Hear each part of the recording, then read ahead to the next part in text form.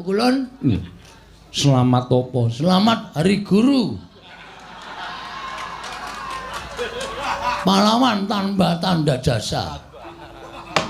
Ha pancen cah edian. Anggepe guru SD nu apa piye? Sampeyan sinten Pukulun? Ulun Bathara Guru. Bathara Guru napa ulun? Lho, Ulun Bathara Guru, kita Bagong. Kula Bagong sanes kita. Wah iki nek ora digenahke suwe lho trek iki to. Mergo iki angel bocah iki donge angel acah bloken kok dadi pengarep kuwi lho. Jak omongan cara dewa kok ora ngerti. Kula ngaturaken sembah pangabekti kula kunjo nggih, Bathara Guru. Ulun tampa. Lho ulun meneh. Ora liwat pangestu ulun kita tampani. Kita nanti mau Pak? Ora ngerti.